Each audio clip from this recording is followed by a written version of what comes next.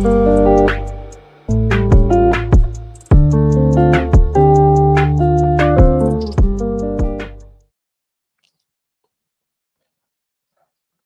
สุงค่าพี่น้องผู้ชมยินเสียงใต้ตีนนับยำกุโจกุปา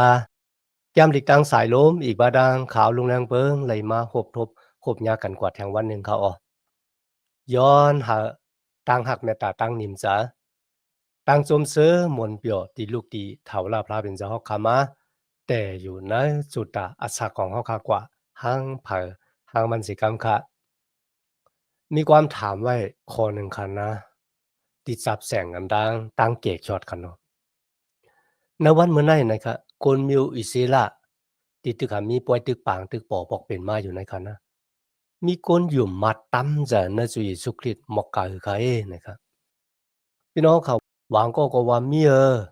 อับเป็นนับอ่านหูหมื่นมันวางก็ว่านับอ่านหูแสนเท่านะคุยกับคนเมืองอิศิละตั้งเสียงในขิงเลยมีอยู่หมอก8 ล้านถึง9 ล้านก็นานกุ้ยในคันนะกำนำก็ที่เฮ็ดวัดกูกว่าภาษากวนมิวจู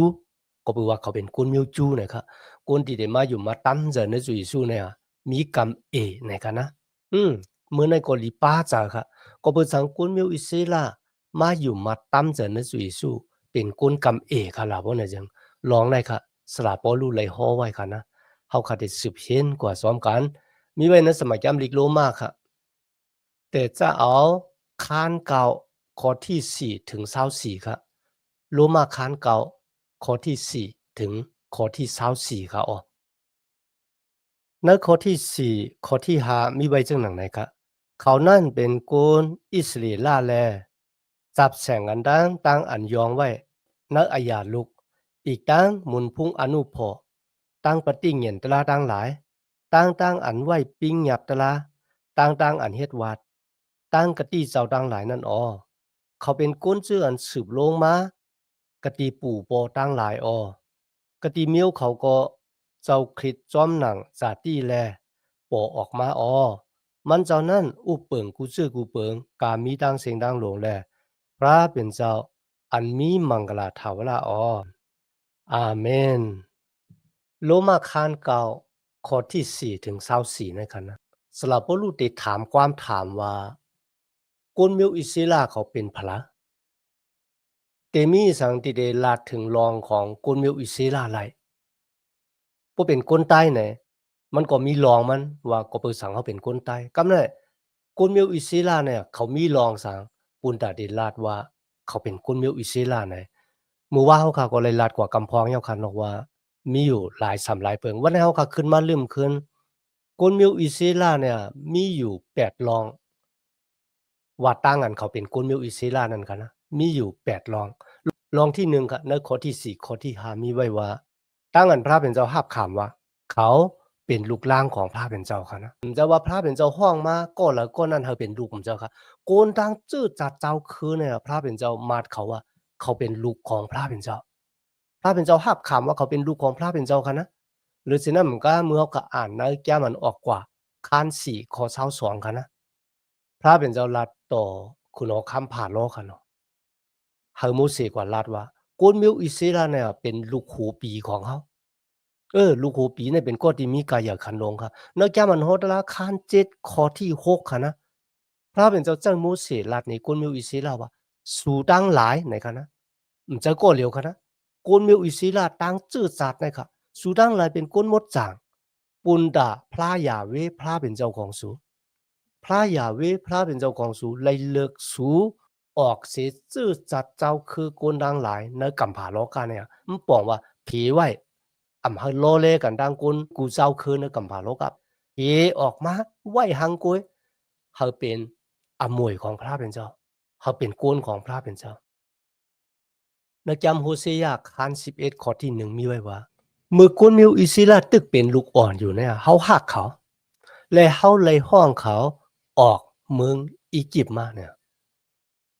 นั่นค่ะคนมิวอิสรามีรองต่างๆอันเขาเป็นนั่นเนาะ1เขาเป็นลูกของพระเป็นเจ้าเขานะ2เขาเลยหันตั้งเหยื่อเมียดอันนั้นมีตีเติกมันค่ะนะมันบอกว่าตั้งเหยื่อเมียดของพระเป็นเจ้าเนี่ยหมุนพุงดันคู่พระเป็นเจ้ามีตีเติกเขาตั้งหลาย ไล่อยู่ในตังเหยื่อเม็ดของพระเป็นเจ้าเขาคาเลยหันในซุ่มถึงเฮือนคำนั่นก็นักจ้องปิกหมันของพระเป็นเจ้ามือโซโลมอนสักกาบค่ะนะวายเสียเฮ็ดยาวนักยามอันออกกว่าคัน40คอ35ค่ะนะในวันนั้นโมเสสเข้ากว่านะซุ่มถึงเฮือนคำหมอกกุมเต็มไว้นะซุ่มถึงเฮือนคำของพระเป็นเจ้าอันนั้นมันเป็นตังเหยื่อเม็ดของพระเป็นเจ้าที่โกนมิวอิสราเขาไล่หันค่ะนะ มีคนชื่อจัดเจ้าคือเหรอคะนะตีเลยหันตั้งเหยื่อเม็ดของพระเป็นเจ้าเหมือนจึงหนังชื่อจัดเจ้าคือน่ะอันที่3นั่นซ้ำเป็นกติสัจจะของพระเป็นเจ้าครับพระเป็นเจ้ารัดไว้ดีเขาว่าโกนกูเจ้าคือในกำผาโลกาหลวงเนี่ยตีเลยฮับพรลีมังกะมาตั้งชื่อจัดเจ้าคือของสูในวันเหมือนในแต่ค่ะนะโกนกูเจ้าคือตีตอน5พระเจ้าเยซูคริสต์มาเป็นเจ้าเกศยเป็นก็ตีเลยฮับพรลีมังกะมันจะพรลีมังกะในโลกาในกันนั่นค่ะนะ ภายตูกายะนะครับแหละกุ้ยก็มันเป็นพรดีมังกลาภายวิญญาณปะนั่นก็เป็นตั้งอันได้คำพระเป็นเจ้าปุดว่างคว้างรอดปันบูดอยู่ปาทะแปดปล่อยรอดเท้าออกป้นมุนรอดสีอาณาจาตันมานาตามมาเป็ดเนื้อหมอไพ่งลายหลงพระเป็นเจ้าว่าสู่ดังหลายที่เป็นก้อนที่ป้าพรดีมังกลาในตัวขอดเพียวถึงโกนดังกำผาโลกะมือจุยสู้มาตายในสลอกว่ามือลูกกระดังตายขึ้นที่มาเลยขามตั้งอันปืนเผาห่อออกกว่าโปจอดโปซีในกำผาโลกาหลงเนี่ย ก็บ่จึงนั้นสูดังหลายเนี่ยเป็นก็ดีเลยฮับกติสจาว่าสูได้เป็นก็ดีป้าพรลีมังกลาตุกขอดแปลวถึงโกนดังกำผากูเจ้าคือกูกับกูปานพี่น้องครับมีคนชื่อสัตว์เจ้าคือเหรอครับตีหมอป้าตั้งเกกช็อตตุกขอดแปลวถึงโกนกูเจ้าคือเหมือนจังนั้นเขาก็เปิดสางก็เปิดโกนมิวอิศิลาเลยขามเอา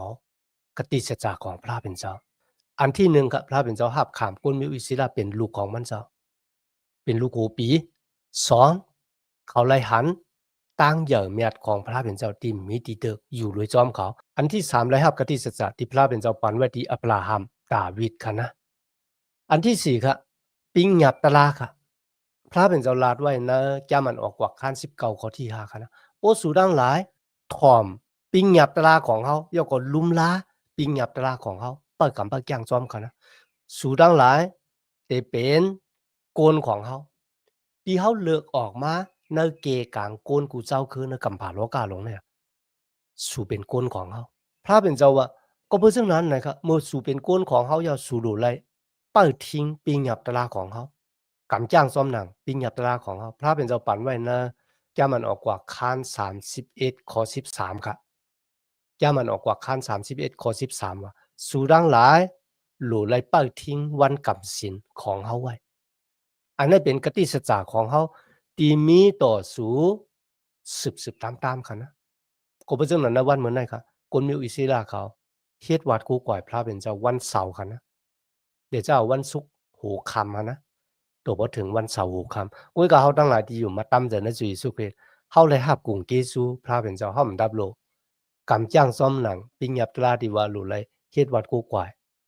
พระเป็นเจ้าในวันเสาร์ กุ้ยกาเฮาเฮ็ดวัดกุ้ยปล่อยมันเจ้าในวันที่เจ้าเยซูลูกกำลังตายขึ้นดิบมาเฮาอยู่แต่เกซูตลาแท้ๆครับอันที่5ครับคนมิวอิสราเขาเลยรับเจ้าพระเป็นเจ้า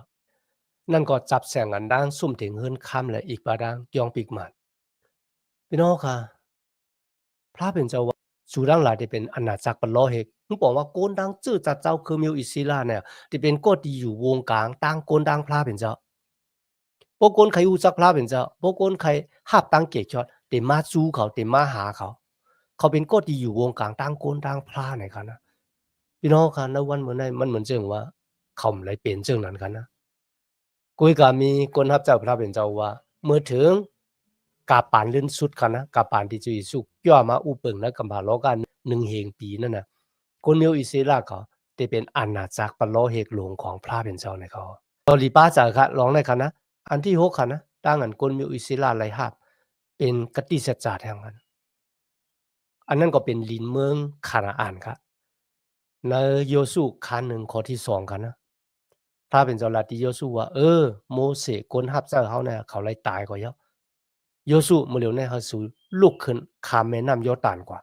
อีกบาดังกลมิวอิสราตั้งเสียงดังหมดเขาเข้ากว่าคุบซิเมาแลนดินกติสัจจานั่นเนี่ยเขาทั้งหลายเลยหับค่ะนะลองที่7ค่ะนะ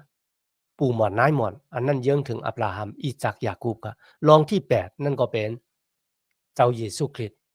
เจ้าเมสสิยาเขาพี่น้องค่ะเจ้าเยซูคริสต์เป็นคนมิวจูค่ะนะในโยหันคาน4ข้อที่9ค่ะนะเมยิงคนสมารีห้องเจ้าเยซูว่าสุเป็นคนมิวจูเขาเป็นคนมิวสมารีนะครับก็เปิดดัง2จุ่มเลยมันเข้ากันจุ่มหนึ่ง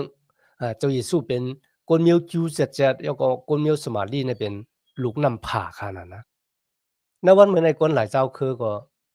ด้วยหันเจ้าเยซูเนี่ยบ่เปิงกันนั่งเมยิงก็นะครับอันเจ้าเยซูเป็นคนมิวจูของเป็นพระของคนมิวอิสลามเป็นพระของคนอเมริกันในกันนานค่ะนะสลาปอลูก็ยามเต็บตัดตลาที่เจ้าเยซูว่าเจ้าเยซูเป็นพระเหมือนกันใน2โครินธ์คาน15ข้อที่6ค่ะนะกุยก็ไหว้เสตูเขาเลยมาโหบทบญาเจ้าเยซูยออาจอมหนังที่ขยามเต็บตลาที่เจ้าเยซูว่ามันเป็นคนมิวจูมันเป็นคนโยโย่เนี่ยนั่นอ้ามจะมันเจ้าเป็นพระเป็นเจ้าที่ปิ้งยับตลาไหลโฮทาลองมันเจ้าแหละมันเจ้าเป็นผู้ดีมาเฮ็ดให้ปิ้งยับตลาอ้อมอย่างดังเสียงแต่เจ้าวันมื้อเดียวในคาเดมเด็บตัดตลาเจ้าเยซูจอมหนังต่างวนเจอใครจะและต่างหันถึงของข้ากุ้ยก็คาเดเด็บตัดตลาจอมหนังปิ้งยับตลาพระเป็นเจ้าที่เจ้าเยซูเลยมาเฮ็ดอ้อมอย่างต่างเยซูพระเป็นเจ้านั่นหลองในแต่ๆค่ะนะก็เพิ่นสังฆราชบ่ได้จังก็เพิ่นในสมัยยามลิเขเปรคัน2ข้อ16มีไว้ว่าพระเป็นเจ้าไหลไม่เจ้าจอมตะมันกลางหาวกุ้ยก็มันเจ้าไม่เจ้าจอมจื้อหือเงินไขของอับราฮัมกำในเฮาค่ะที่เป็นคนต่างเจ้าคือเลยเกิดมานะจื้อจัดเจ้าคือมิวอิสราเนี่ยสองเฮาค่ะที่มีปุญมีส่วนและดังนั้นได้เลยรับตั้งเกชอท่าเนี่ยครับที่ในสลาปอลูก็เลยลาดไว้ทางค่ะนะกวนมิวอิสราแต่กวนมิวอิสราตู้ทำได้ว่าในทางค่ะอิสราแต่ก็เป็นอิสราฝ่ายวิญญาณนะครับอิสราตู้ก็เป็นอิสราฝ่ายเนื้อเลือดฝ่ายเนื้อหนังในเขาเมื่อเขาก็อ่านในข้อที่6ในค่ะนะกุ้ยก็อ่ำเจ้าว่ากติสัจจะของพระเป็นเจ้าเลยตกซุมก็เปิดโกนดังหลายที่เกิดมาที่โกนมิวอิสราเขาอ่ำไล่เป็นโกนมิวอิสราแต่ในค่ะนะที่นั่นก็มีความถามนั่นขนาดเนาะเปิ้นอัปเดตถามสลับบ่รู้ว่าก็บ่สังกนมิวจิวเขาเนี่ยคำไรตอน5บ่จุยสู้ลุยตั้งอันเต็มอกเต็มใจลุยตั้งที่พระเป็นเจ้าเลยเลิกเก็บเอาจื้อจัดเจ้าคือของเขาอ่ะว่าที่เป็นลูกมันว่าไรฮับกติสัจจาว่าเนี่ยกูสำกูเบิ่งเนี่ยเขาเป็นคนที่ไรฮับกุงเกจูของพระเป็นเจ้าอย่างน่ะกูก็เป็นสังอ่ะเขาซ้ำเถงแต่เจ้าเยซูคริสต์ในกันนะอันนี้มันปาตังเจ็บใจมาฮอดแผ่วถึงสลาปอลูคันนะ 就จัดเจ้าคือที่เลยครับกลุ่มเกจูพลาเป็นเจ้าซ้ำเทงแบบเจ้าเกชอดมันเฮ็ดให้สลาปอลูมีทางเจ็บเจ้าแต่บ่ว่าปนนั้นตั้งอันคนมีอิสลามกำนำหาเอาจุยสู้เนี่ยพระเป็นเจ้าเลยตกซุมหาเนี่ยสลาปอลูว่ามันจะพระเป็นเจ้ามันเลยตกซุมคนมีอิสลามกุ้ยเนี่ยกันนะอำว่าคนมีอิสลามที่เถียงแบบปิ้งยับตะลาพระเป็นเจ้ากุ้ยก็อาลูกของพระเป็นเจ้าก็อ่องเมียงในเจ้าเยซูคริสต์ ในข้อที่7ก็สลับบ่รู้แล้วว่าจะโกนกูก็ที่เกิดมาที่อับราฮัมนั่นน่ะเขาเป็นลูกของอับราฮัมเขาเป็นลูกชายแต้ๆของอับราฮัมจังได๋ครับกูก็ที่เป็นลูกแต้ๆของอับราฮัมนั่นน่ะรู้ไล่สืบมาทางสายเลือดของอิซัก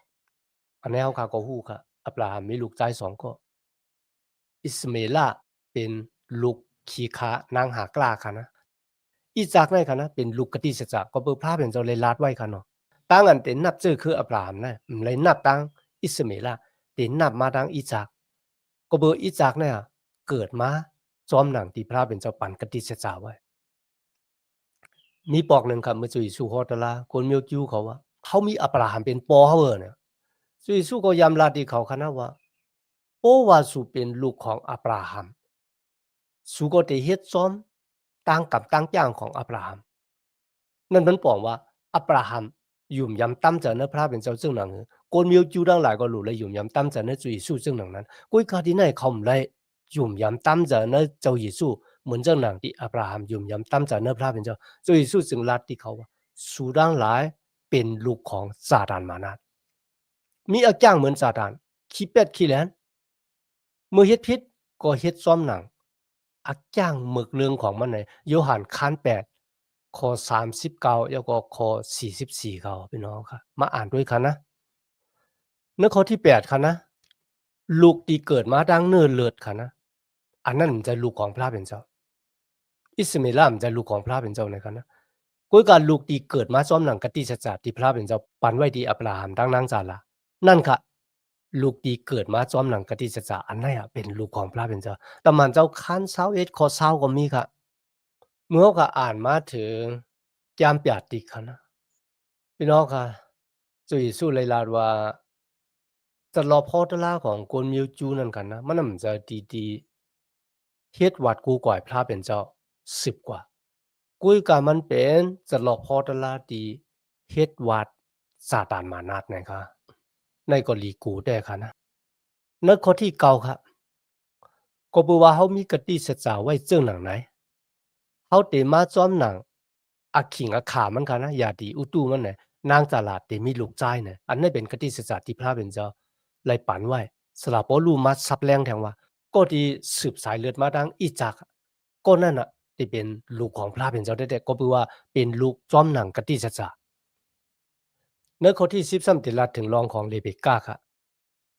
ที่เป็นเมของอีจักค่ะนะมีลูกชาย2ก็หนึ่งมีชื่อว่าเอซอก็หนึ่งยากูบค่ะเนาะก็เป็นลูกผาเพค่ะทั้ง2ก็เนี่ยเอซอก็เกิดมาอันดังค่ะเนาะก็เพราะฉะนั้นและอควางอาเยเป็นลูกโหปีเขาในแก้มลีกไลลาดไว้ว่าอ่อนดังดีลูกอ่อนดัง2ก็ได้เกิดมาเข้าไปโมเฮ็ดลองหลีลองจ้าอีสังเสียเมียวนะครับกุ้ยกะพระเป็นเจ้าเลยเลือกเก็บเอายากูบไว้เนี่ยจะจ้อมหนังตั้งกำตั้งจ้างพระเป็นเจ้าเถียงแบบเอโซก็จะกูไปตั้งกำตั้งจ้างกุ้ยกะจ้อมหนังที่พระเป็นเจ้ามีอควางอเยที่เตเลือกเก็บในกันนะพระเป็นเจ้าลาติเลเบกากันนะว่าปีไอจะเป็นโกนหับจังน้องปีไอจะเป็นขี้คาของน้องนะครับเวลาซื่อๆนะจำเงากำผาคานเศร้าหาของเศร้าสามกันนะพระเป็นเจ้าว่าแต่มีโกนสองจื้อจัดอยู่ในตองสูเอซอก็จะเป็นจื้อจัดหนึ่งยากูก็จะเป็นจื้อจัดหนึ่งเจ้าเต้ค่ะนะอันนั้นพระเป็นเจ้าลาดครับในข้อที่13ยากูนั่นน่ะเฮาฮักกุยกับเอซอนั่นเฮาจังเนี่ยพี่น้องค่ะตีนไหนค่ะนะเพราะว่าเอาตังว่นจะใครจะโกนเนี่ยตั้งสองก็ว่าก็เลยค่ะนะไปโมเฮ็ดให้เฮ็ดดีไปเลยเกิดมาตื้อขาอยู่ในต้องอยู่ก็เบอสังพระเป็นเจ้าซ้ำว่าเฮาฮักยากูเฮาจังเอซอพี่น้องค่ะเฮาปองจ้ะตั้งว่นเฮาว่นขึ้นถึงกุยกะเมื่อเขาอ่านในแก้มมาลาคีขั้น1ข้อ2ข้อ3ค่ะนะมาลาคีเนี่ยแต้มวายเสเอซอยากูบมีอาศักป่วนมา2เหงปีแล้วค่ะตีไหนล่ะเฮ็ดให้เฮาขาหันอะจังสาลิกาของเอซอเป็นจังหนังหือเอซอเป็นคนที่มีจังมันหน้าแผ่นสูงเอซออยู่สิกูยำพระเป็นเจ้ามีตั้งหักตั้งซื้อโยต่อพระเป็นเจ้า这จัดเจ้าคือของเอซออำโลพระเป็นเจ้าเขาเถียงแบบพระเป็นเจ้านั่นค่ะเพราะว่าเขาเกิดมาในกับปานที่เอซอเกิดเนี่ยเขาบ่ฮู้ลองว่าก็ไปสั่งพระเป็นเจ้าซ้ำว่าเอซอนั้นเขาจังยากูบนั้นเขาฮักเนี่ยเขาบ่ปองจ้ะก็เพราะฉะนั้นครับตั้งอันพระเป็นเจ้าเลิกเนี่ยมันเจ้าเลิกจอมหนังอักขวางอเยที่มันเจ้ามีพี่น้องครับปู่หมาค่าเข้ากันนะแสงหนึ่งครับแล้วแสงนั้นน่ะมีชื่อนำน่ะกุ้ยก็ข้าซ้ำก่อนเลือกเอาชื่อตัวเหลียวที่ข้าเกียกอะจองเจ้าของแสงเจ้าของร้านนั่นน่ะเป็นลาดดีครับว่าก็บ่ซังสู้เลือกชื่อตัวเหลียวไว้ล่ะเป็นซังซุ่มชื่อดังเสียงพี่น้องค่ะอันนั้นมันเป็นอะขวางอะเยของข้ามันเป็นส่วนไหลส่วนเป็นตั้งหลอดแล้วนะตั้งอันติเต็บตัดสินใจเลือกว่าข้าได้ชื่อตัวละชื่อตัวละบ่คำชื่อดังเสียงมันป้องว่าข้าได้เป็นคนเมตตาเพลงไงเจอค่ะมันเลยมีอะขวางจีอย่างเต็บตัดตลาดจังนั้นที่ไหนก็เหมือนกันพระเป็นเจ้าได้เลือกพระเป็นเจ้าได้เลือกเก็บพระมาเป็นลูกหลานมันเจ้านั่นน่ะมันเจ้ามีส่วนไหลส่วนเป็นมีอะขวางอะเยปุนดาที่เต็บตัดเนี่ยสละปอรู้ไหลซับแรงสร้างล่างนี่พี่น้องในเมืองโรมาจังหนังไหนกันนะพระเป็นเจ้ามันเจ้าเมตตาเพลงอ้อเนี่ยมันเจ้าเมตตาเพลงในกันนะ ก็เพราะฉะนั้นเมื่อเขาค่ะอ่านในแก้มโลมากคานเก่านะคะเฮ็ดให้เขาค่ะเลยหันว่ามีความสั่งสอนในต่างอันเลือกเก็บเอาอีกบาดางความสั่งสอนสุนไลสุนเป็นของโกนที่ได้เต็บตัดสินจะเลือกพระเป็นเจ้าเลือกเขาหรือไรเป็นก็ที่เต็บตัดสินจะเลือกปุณดาเดตอบภาพเอาความของพระเป็นเจ้าพระเป็นเจ้าก็อาธรรมาเฮาไปขึ้นกว่าเมืองกลางเอาและอาธรรมาเฮาไปลงกว่าในหมอภัยงลายค่ะนะข้อที่15ครับพระเป็นเจ้าลัทธิโมเสสค่ะนะว่าเขามีเจอเขาเปียนี่ตั้งหักเมตตากรุณาต่อพระเขาก็ที่เปียตั้งหักเมตตากรุณาต่อก้นนั่นเลยเขาพระเป็นเจ้าตึกขาลาต่อโมเสสค่ะนะโมเสสเนี่ยเป็นคนที่ลำลองอายีอย่าในตรงวงแก่กลางคนมิวอิสราเป็นคนที่ป้าคนมิวอิสราออกเมืองอีกป่นเสียตั้งกันเป็นขี้ค้าโยก็ป้าเขาอยู่ในเถินแรงลง40ปีค่ะนะพระเป็นเจ้าเลี้ยงเขาลุยเขามุนมาหน้าดีตกเมืองกลางอามาก็เพราะฉะนั้นโมเสสเป็นคนลำลองโมเสสย้อนด้วยนาของพระเป็นเจ้าค่ะพระเป็นเจ้าลาติโมเสสนะตั้งแต่เขาเลิกเก็บสูมาเนี่ยมันจะว่าสูเนี่ยเป็นคนดีนะเป็นคนจ้านะมันทำเจ้าเนี่ยครับเขาเลิกเก็บจอมหนังสุนไรสุนเป็นอควางอาเยที่เขามีว่าก็ปือเขาเป็นพระเป็นเจ้าแล้วเขาเลิกเก็บสูมาเขาคำมีลองตั้งอีสังบุญดาเดมาคัดแข็งแห้งตากันตั้งพระเป็นเจ้าย่อก็ต่างอเปตีพระเป็นเจ้าไรค่ะนะในข้อที่16ค่ะนะตั้งอันเขาคาไรขานตั้งอันพระเป็นเจ้าเลิกเก็บมาเป็นลูกล่างตะเปเจ้าเนี่ยมันนำไรอยู่ที่ตั้งอันเขาคัดจะเป็นก้นหลีตั้งคัดจะกำจ้างซ้อมหนังปิ้งหยับตะลามันจะกุยกามันเป็นกรุณาของพระเป็นเจ้าในข้อที่17ครับพระเป็นเจ้าลาดว่าเขาเจอผ่าล้อปุนดานนามาชื่อเสียงของเขากุยกาเขาไม่ได้เลือกเก็บเขามาปุนดาเดเป็นลูกล่างตะเปเจ้าพี่น้องค่ะพระเป็นเจ้าเจ้าขุนหอกคำผ่าล้อเนี่ยปุนดานามาชื่อเสียงพระเป็นเจ้าที่เป็นที่ยุกยองย่อมันตึกกันดังพระเป็นเจ้าค่ะนะมันหน่อยเฮ็ดวัดกูก่อยหุ่นหนังสร้างทู่ของมันของเจ้าค่ะเดี๋ยวก็โมเสสก็ว่าเฮาปล่อยคนมิวอิสรามันก็ว่ามันปล่อยโมเสสก็ว่าเขาเป็นลูกหัวปีเขาเป็นก้นของพระเป็นเจ้าข้ามฮู้จักพระปานนั้นเนี่ยพระเป็นเจ้าเจ้าผ่าล้อเนี่ยค่ะนะปุณดาได้เฮ็ดให้นามาชื่อเสียงพระเป็นเจ้าไล่คำดังกันยกย่องว่าพระเป็นเจ้าปานในใหญ่หรือสิพระของคนมิวอียิปต์พระขุนหอกคำผ่าล้อเลยใหญ่หรือสิพระกูป้ามันจะเป็นผู้บานสร้างไหนกันนะ มีความถามแท้งเอาค่ะปนนั้นพวกพระเป็นเจ้าเจ้อคุณเอาคำผ่าล้อเนี่ยเฮาหนามาจือเสียงพระเป็นเจ้าเลยขันดังอันยุกยองก็บ่สังพระเป็นเจ้าซ้ำปันตามคุณเอาคำผ่าล้อในมันเหมือนจัง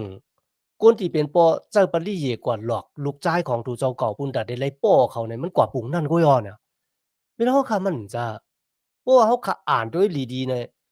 พระเป็นเจ้าฮู้จักตั้งว่นของคุณเอาคำผ่าล้อฮู้จักตั้งหลู่ของคุณเอาคำผ่าล้อ จอมหลังเดียวกันครับตั้งหลูของมันก็เขาเพียวม่วยแบบคนมีอิสระตั้งวนเจอใครเจอมันก็อุนตาตีเฮคัดตั้งแจ่มปองตึกโตกันนั่งพระเป็นเจ้านั่นสมัยจำดีกว่าพระเป็นเจ้าอาธรรมาเฮามันเฮ็ดจอมหนังตั้งวนเจอของมันที่มันวนไว้ครับเจอมันไหลวนไว้ค่ะนะพระเป็นเจ้าอาธรรมาเฮามันเฮ็ดจอมหนังตั้งวนที่มันไหลวนไว้พระเป็นเจ้าอาธรรมาเฮามันเฮ็ดจอมหนังตั้งหลูของมันค่ะนะที่มันหลูที่มันเขาเฮ็ดนั่นน่ะ ก็เพราะฉะนั้นมันน่ะจะพระเป็นเจ้าเจ้าปริเยปูนดาเดปันตามเขามันน่ะจะกุ้ยกับเขาเป็นกวนจึงนั้นอยู่ยาในข้อที่20ค่ะสำหรับบ่รู้ว่ากวนเฮาเนี่ยมันเหมือนจังเป็นลินเหนียวกันนั่นน่ะเป็นมูลลินพองลินนะครับพระเป็นเจ้าซ้ำเป็นก้นเฮ็ดมอลินนะครับในข้อที่21ค่ะนะก้นเฮ็ดมอลินเอาลินมาก่อนหนึ่งครับภาคหนึ่งมันเอาเฮ็ดเครื่องเปิงที่มีมูลเสลภาคหนึ่งซ้ำเอาเฮ็ดเครื่องเปิงที่เจ้าสมตามันนะครับนะในสมัยก่อนลีก็มีไว้ว่าพระเป็นเจ้าเอามูลลินพองลินเนี่ยผ่านสร้างให้เป็นอาดัมเอวาค่ะนะเขาขัดเองเลยเจ้าแต่เอาลูกที่มูลลินพองดินมาค่ะนะจำสาลาม1ปาก3ข้อที่14ค่ะนะพระเป็นเจ้าคุกเสอไรว่าคาเนี่ยเป็นมูลลินพองลินขนานกวยเนอจำเงากำผาคาน18ข้อ27ที่อับราฮัมย้อนตองป่านที่พระเป็นเจ้าอ่อนดังที่เตเผาเมืองโซตุมนั่นค่ะนะพระเป็นเจ้าดีค่ะแค่เราปุดวางควางหลอดปันค่ะที่ค่ะเราย้อนดีจ้อค่ะ ข้าเนี่ยเป็นมุนลินพองดีนอนกันหานก้อยเป็นขี้เตาไว้เหมือนกันนะกำในพวกพระเป็นเจ้าเป็นโกนดีปั่นเหมาะโกนเฮ็ดเหมาะโกนเฮาซ้ำเป็นลีนนั่นน่ะลีนแต่มีอะขว้างกวัดต่างอะแปดโกนเฮ็ดหมออยู่ค่ะก็บ่สังสูปั่นค่ะจังหนังไหนก็บ่สังสูเฮ็ดค่ะอันไหนเนี่ยเป็นขี้เตาไว้เหมือนกันนะกำในพวกพระเป็นเจ้าเป็นโกนดีปั่นเหมาะโกนเฮ็ดเหมาะโกนเฮาซ้ำเป็นลีนนั่นน่ะ ลีนแต่มีอะขว้างกวัดต่างอะแปดมีต่อก้นเมือกก้นเรื่องเนี่ยพระเป็นเจ้าใครเฮอก้นเมือกก้นเรื่องตายในตั้งเมือกตั้งเรื่องของเขากุ้ยกับใครเฮอเขาเนี่ยหมอคุกจะไรไม่จะวุระแปดหนองตาตั้งพิษที่เขาเฮ็ดนั่นเนี่ยก็ขึ้นไหวนามาหาพระเป็นเจ้ามาหาบ่ตั้งเกศยอดอันนี้เขาคาเลยหันกรุณาของพระเป็นเจ้าที่มีต่อก้นเมือกก้นเรื่องกุ้ยกับมันเจ้าเต็มอาถรรพ์มาเฮอพลขึ้นกว่าเมืองกลางหาวและลงกว่าน้ำมองอะไรมันเจ้าปันตั้งหลดแล้วโกนเฮาค่ะ เจ้าอักขวางไอเยตีเพ่งเป็นกันแตบตัดสินใจเลิกเฮาเถียงเปียดพระเป็นเจ้าเฮาก็รู้เลยอามาขามเฮาแตบตัดสินใจห้าเอาพระเป็นเจ้าเฮาก็ติเลยอามาขามการแตบตัดสินใจเลิกของเฮาในวันลื่นสุดมือจุกอยู่ต่อหน้าของพระเป็นเจ้าพี่น้องครับพระเป็นเจ้าก็ยื่นใจซีใจต่อกวนอยู่อิสราจอมหลังเดียวคาหันกันนะเจ้าเยซูได้เข้ากว่าเวียงเยรูซาเล็มเนี่ยมันเจ้าอยู่เหนือลอยมุงโดยกว่าเราอาลา เขาเขาเหมือนเจ้าหนังแม่ไก่นั่นน่ะที่เอาปีกมันง้อมลูกมันไว้กล้วยกับสูดังไหนมันขำเข้ามาอยู่แต่ปีกของเขาเนี่ยเจ้าเยซูห้องไห้เขาว่านึกสลักว่ามื้อนั้นกันนะเจ้าเยซูก็ยังสุดตองปาเขากันนะพระเป็นเจ้าที่ข้าจ้าดอกปวดวางควางหลอดปันเขาที่เขาเฮ็ดมันบอกว่าที่เขาตึกหัดตอกทรัพย์เจ้าเยซูตายในสลักว่ามื้อสมุกสุขัดมันเจ้าอยู่ในกันนะอันเฮ็ดอยู่เสเลมาดมันเจ้าเนี่ยเจ้าเยซูสุดต้องแก่ตามว่าย้อนพระเป็นเจ้าปวดวางควางหลอดปันเขาที่เขาเฮ็ดในก็เบิกเขาหมูวายเสียนั้น70ปีครับขุนศึกโรมาเนี่ยมาเผาแบบเวงเยรูซาเล็มแถมคนเยอะจุตายหนำแต่ลุยตั้งที่พระเป็นเจ้าปันอาขิงข้าวยำให้เขาคุกจะไรไม่จะวุระเบคำคุกจะไรไม่จะวุระเบก็เปิดเรื่องนั้นครับโกนกำก็ค่ะที่หลอดป่นเสียต่างตายโกนนับอ่านหูล้านมันกันนะไรขามตั้งอันแหมตายก็เปิดเรื่องนั้นกันนะสลาปอลูแตมว่าโกนมิวอิซิลาเนี่ยพระเป็นเจ้าเป็นก็ดีเลิกเก็บมาฮาไลหันกุ่งเกจูของพระเป็นเจ้ากุ้ยก็เขาเตียงแปดยอมขามมาหาบ่ตั้งเกจอดเนี่ยเฮ้ถ้าสลาปอลูเจ็บจ๋าเนื้อร้องเนี่ยตัวบ่มันสุดตองว่าจังก็บ่เป็นไรบ่กวนมีอิสิลาตั้งเจอจัดเจ้าคือหาบ่ตั้งเกจอดเฮาคาไล่ขามตั้งกินว่าตังเขาข้าก็ขามเอาแนวเป็นตั้งหักเมตตาดีอย่าแต่ๆคันนะคุยกันนะวันมื้อนั้นกันนะเฮาคัดที่เป็นลูกหลางตะเปเจ้าเนี่ย rồi lấy mi hỗ trợ thì mò khúc giờ lấy cô năng lại thì phải lấy hạt đăng kể chọt khó mọc là ta la đăng kể chọt luậnเขาhơiเขาlấy huว่าอาซักเนี่ยตึกมีตั้งมุงทามองทาอยู่นะว่าเสียตายออกโลกาในกว่าที่กว่าแล้วเนี่ยโอ้อยู่มัดตั้มเจอในสุยสุกฤตอำว่าตึกอาซักลิบอยู่ว่าตายออกโลกาในกว่าเฮาขามีตังมุงมองและแต่มีอาซักเท่าละลุยตังอยู่มัดตั้มเจอในสุยสุเฮาขาหลุดเลยสืบลัดนี้กูน่ะชื่อจัดเจ้าคือเฮาขากว่าคันเนาะ มีดังนั้นต่างเกจุยานะนวันเมื่อในเดียวขามาเห็นสมัยแก้มดีกว่าซ้อมกันตัวบอสุดคันนะย้อนหาตั้งหักแม่ตาตั้งนิมเจอตั้งโจมซื้อมวลเปียวตีลูกตีเถาลาพระเป็นเจ้าขามาเนี่ยแต่อยู่ในหูเจ้าขากว่าหังผ่าหังมันเสียกรรมค่ะเมื่อสุงค่า